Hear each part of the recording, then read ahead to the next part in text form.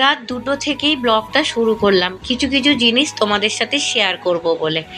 তা আমার জীবনে যে রাতে ঘুম নেই সেটা অনেক আগে থেকেই আমি মানে অনেকেই জানো তোমরা। তা একটা সময় ছিল যখন আমার ছেলেরা ছোট ছিল, আমাদের 9টা থেকে 9:30টার মধ্যে আমরা ঘুমিয়ে পড়তাম। তা এখন সেই 9টা 9:30 আর নয়, ওটা ভোর হয়ে যায় 3টে 4টে। আর বান্টির তো চোখে ঘুম নেই, আর ইনি দেখো রাত্রবেলায় প্রতিদিনই এই যে পায়ের কাছে শোবে, না পা মিলতে পারি, আর আবার মাঝে মাঝে এই যে কোলে উঠে পড়ে। একটু ওই যে গলা চুলকে দিতে হয়, গা হাত পা চুলকে দিতে হয়। কেন জানো তো, মিকির হচ্ছে কৃমির ওষুধটা মানে খাওয়াতে লেট হয়ে যাচ্ছে। তা ওর গায়ে কিছু ছোট ছোট পোকা হয়েছে, মানে যাদের বাড়িতে ডগি আছে তারা নিশ্চয়ই জানো যে ডগি থাকলে 4-5 রকমের পোকা হয়, ছোট ছোট একটু বড় বড়, ওদের সত্যিই খুব কষ্ট হয়। আর ওর কানে পায়ের তলায় কোথাও হয়নি, গলার কাছেই ওর যত বেশিরভাগ মানে গলার দিকটাতেই হয়েছে।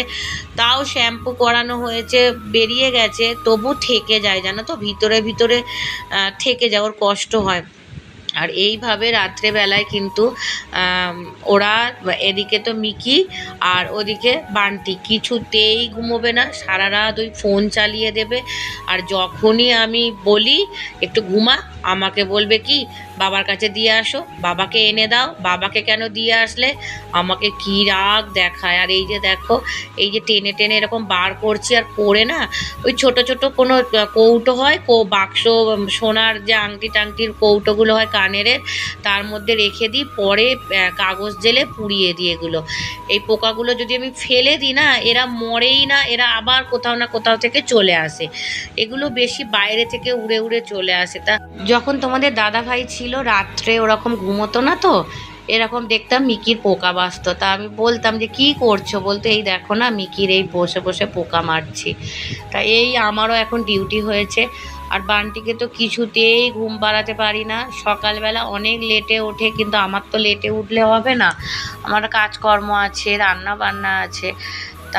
তাও আমরা এখন সত্যি কথা বলতে অনেকটাই লেটে উঠি, খুব তাড়াতাড়ি উঠতে পারি না, কারণ রাতে আমাকে কাজও তো করতে হয়, তার ওপরে এইভাবে রাত জাগা হয়। সকালবেলাটা আমাদের একটু লেটই হয় উঠতে। তা যেটা সত্যি সেটাই বললাম। আর এখানে ইনি তো মানে ঘুমোতেই চাইছে না, আর বান্টির হঠাৎ করেই দেখছি শ্বাসকষ্ট হচ্ছে, মানে নাক একদম বন্ধ হয়ে যাচ্ছে। তা সন্ধ্যায় কি করেছিলাম, একটু গরম জল করে ওর মধ্যে ওই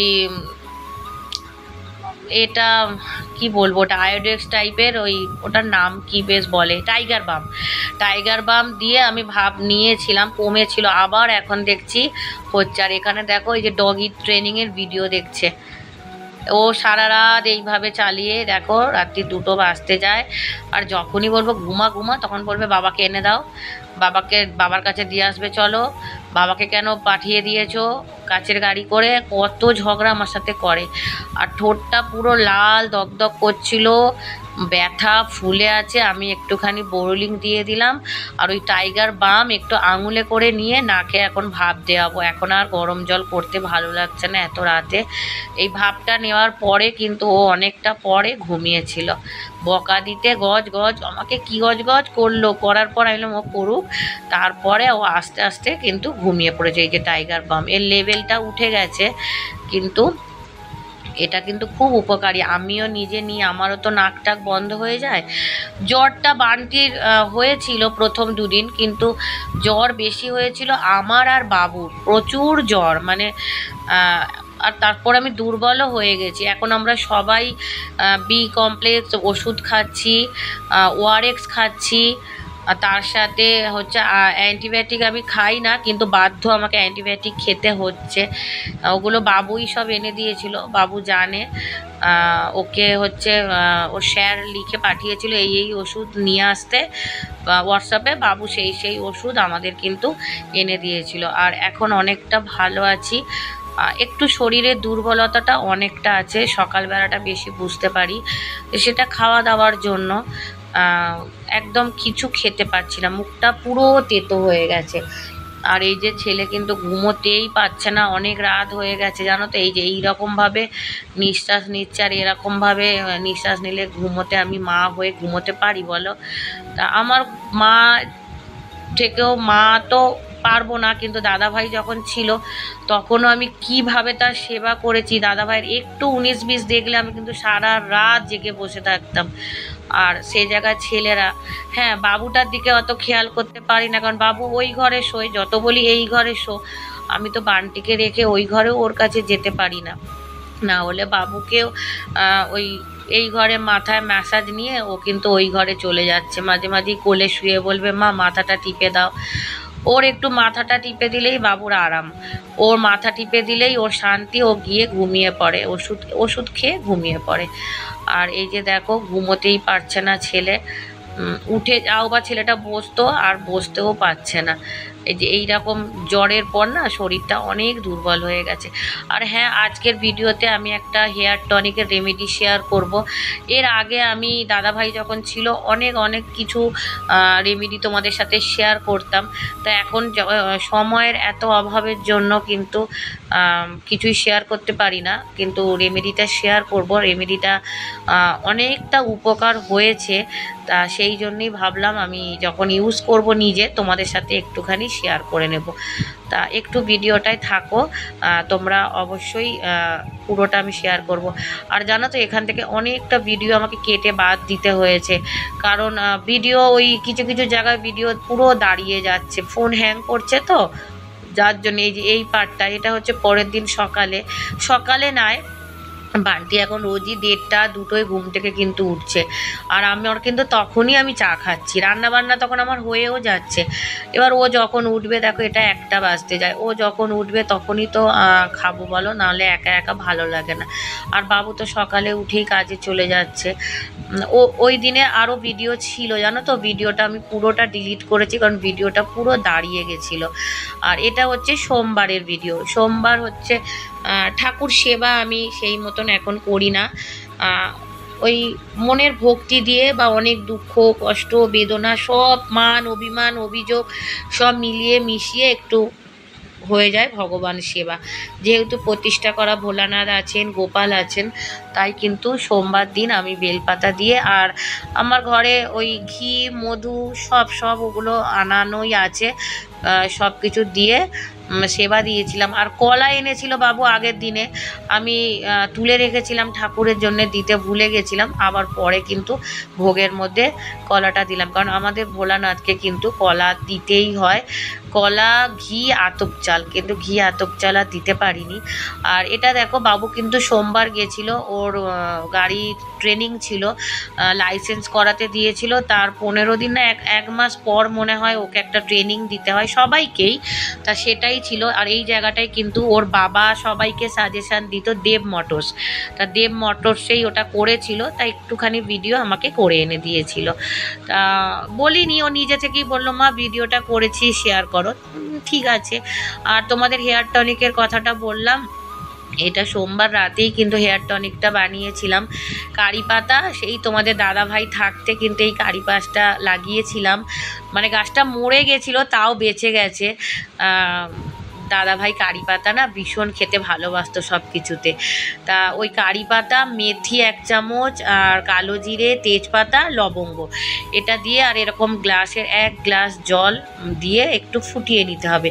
এই হেয়ার টনিকটা বলে দিই, আমি একজনকে আগে তো আমার অনেক আমার কাছে অনেকে ফেসিয়াল, তারপরে আইব্রু হেয়ার কাট কোণে সাজানো অনেক তখন আমার কাছে ক্লায়েন্ট আসতো, বা অনেকের বাড়ি যেতাম, তা সেই সুবাদেই আমার কিন্তু অনেকের সাথে এখনও পরিচয় আছে। আর আমি কিন্তু কোনো বাইরের প্রোডাক্টের থেকে বাড়িতে হোম রেমেডি প্রোডাক্ট বেশি আমি পছন্দ করতাম একটা সময়, এখন সময়ের অভাবে বা করা হয় না। মানে বাড়িতে একটু বেসন দুধ দই ময়দা হলুদ সব কিছু দিয়ে যেগুলো হয়, আমি কিন্তু এগুলো অনেককে সাজেশান দিতাম, আর এগুলো ভালো ফলও সবাই পেত। তা এগুলো অনেকেই আমাকে এখনও ফোন করে, তা একজনকে আমি এটা বলেছিলাম, তা সে দমদমে থাকে, তার নাম নিরূপা। তা ও আমার কাছে ওর স্কিন আমার কাছে ফেসিয়াল করার পর থেকে ওর স্কিনে অনেক সমস্যা ছিল, ঠিক হয়ে গেছিলো। ওর বিয়েতে আমি কোণেও সাজিয়েছিলাম, তা ও আমাকে কিন্তু ওখান থেকেই ফোন করে যে আমাকে বড়দিদি বলে, বড়দিদি আমরা একসঙ্গে না পোলিওর কাজ করতাম, ওর দিদি আর আমি, ও সব আমরা পোলিও করতাম একটা সময়, ডেঙ্গুর কাজ, পোলিওর কাজ। তা ও আমাকে বড়দিদি বলতো। তা বড়দিদি আমার এই সমস্যা। তা ওকে না আমি এটা বলেছিলাম, ওকে বলার পরে ও এটা ইউজ করে ওর এত চুল ফাঁকা হয়ে গেছিলো, ওর এত ভালো হয়েছে, আমি না এটার কথা ভুলেই গেছিলাম। তারপরে আমারও দেখছি চুল ফাঁকা হয়ে গেছে। এখন চুল আজরাতে গিয়ে বুঝতে পারি, তখন ভাবলাম না আমাকেও কিছু একটা করতে হবে। তা আমি এটাকে কমিয়ে নিলাম দেখো। আর আমার কাছে ওরকম একটা স্প্রে বটল ছিল, ওতে আমি ঠান্ডা করার পর ঢেলে নেব। আর যাদের বাড়িতে ধরো কেউ লোকজন আছে লাগিয়ে দেওয়ার, তা তোমরা কি করবে, একটা বাটির মধ্যে ঠান্ডা হবার পর, গরম কিন্তু কেউ দেবে না, তুলোয় করে নিয়ে চুলের ডগায় ডগায় দিতে পারো। আর এটা কিন্তু শ্যাম্পু করে নিতে হবে আগে, শ্যাম্পু করে চুলটা ভালো করে পরিষ্কার করে নিয়ে শুকনো করে তারপরেই কিন্তু এইটা ইউজ করবে। এটুকু বলতে পারি, খুব ভালো তোমরা ফল পাবে, আর আমি নিজেও ইউজ করব। এখন রাত 11টা বাজে, আমি চলে আসলাম যে হেয়ার টনিকটা আমি করেছিলাম, বানিয়েছিলাম, সেটা লাস্টে কিভাবে কি করলাম তোমাদের দেখানোর জন্য। আর আজকে একটু গেছিলাম, আমার মা হচ্ছে দুজনের নাম্বার দিয়েছিল, ওই নাইটির জন্য গেছিলাম, তাই রেডি হওয়া আছি। এখন কিন্তু টাইম হচ্ছে 11টা বাজে। তা সবার খাওয়া দাওয়া কমপ্লিট হয়ে গেছে। তা এই দেখো আমি কিন্তু এই হেয়ার টনিকটা এই স্প্রে বটলে ভরে নিয়েছি। এবার আজকে আর আমি দেব না, কারণ এটা রাত্রের বেলার থেকে দিনের বেলাতেই দেওয়া ভালো, কারণ রাত্রের বেলায় কী হবে, চুলটা তো ভিজে থাকবে, এটা যেহেতু জল, তাই জন্যই এইটা কিন্তু আমি করব দিনের বেলাতেই। এটা আমি কালকে স্নান টান করে চুল শুকনো করে নিয়ে আমি এখন চুলে আমি একটা তেল মেখেছি, তা এটাকে আমি ইউজ করব, সেটাই তোমাদের দেখিয়ে দিলাম। তা এটা ইউজ করে ফল পেয়েছি আমি যাকে দিয়েছিলাম। এর আগেও আমি কিন্তু অনেক রকমের তেল বানাতাম, তখন আমি ভিডিও সেই মতন করতাম না। তা আমার শাশুড়ির একবার কোনো ভারী শরীর খারাপে আমার শাশুড়ির সব চুল উঠে গেছিলো, তো ওই তেলটা আমি আমার শাশুড়িকে দিয়েছিলাম, খুব ভালো ফল পেয়েছিল। ওই তেলটা বানাতে অনেক অনেক কিছু লাগে আর অনেক খরচও আছে, মানে ওই জন্যই তেলটা এই মুহূর্তে আমি বানাতে পারছি না। যদি কখনো বানাই, ওই তেলটা আছে, আমার ভিডিও আছে ওই তেলে, আমার পুরনো মানে অনেক আগে ইউটিউবেই ভিডিও দেওয়া আছে। তা ওই তেলটা এখন আর বানাচ্ছি না, এখন এইগুলো অল্প টল্পর মধ্যে যেগুলো হবে করে দিচ্ছি। আর পুরো ভিডিওটা কদিন ধরেই চললো, যা যা হলো সবটাই শেয়ার করলাম। এখন আমিও মোটামুটি ভালো আছি একটু, আর খেতে যে পারছিলাম না, একদম খেতে পাচ্ছি, ভিটামিন খাচ্ছি, দুজনেই, মা ছেলে দুজনেই খাচ্ছি, এখন একটু ভালো আছি। আর সবাই সাবধানে থেকো, খুব ভালো থেকো। যারা আসছো আমার পরিবারের নতুন, সবাইকে স্বাগত। আর পুরনো যারা আমার ভিডিও দেখছো সবাইকে অন্তর থেকে ভালোবাসা। আর যারা নতুন আসছো চ্যানেলটা সাবস্ক্রাইব করে পাশে থেকে যেও, একটা লাইক করে দিও। আর এইভাবেই আমাকে ভালোবেসো, আমার পাশে থেকো। আর এবার থেকে ভাবছি মাঝে মাঝে এরকম রেমেডি ভিডিও নিয়ে আসবো। আগে যেরকম দাদাভাই ছিল তখন নিয়ে আসতাম, অনেকের উপকার হয়েছে, অনেকে সেগুলো ইউজ করেছো। তা আবার আমি এরকম মাঝে মধ্যে নিয়ে আসবো রেমেডি ভিডিও, স্কিনের জন্য বা হেয়ারের জন্য, যখন মানে এই মুহূর্তেই পাচ্ছি না, কিন্তু মাঝে মাঝে নিয়ে আসবো। চলো টাটা। ভিডিওটা নিশ্চয়ই অনেকটাই বড় হয়ে গেল, আবার দেখিয়ে দিলাম এই হেয়ার টনিক ইউজ করে কিন্তু ভালো ফল পেয়েছে। এবার আমি ইউজ করে কীরকম ফল পাই তারপরে সেটা জানাবো, যখন আমি ইউজ করব তারপর। চলো টাটা। আর এর গুণাগুণ তোমরা নিশ্চয়ই জানো, সবাই জানো, গুগলে সার্চ করলেই জানতে পারবে। চলো টাটা টাটা।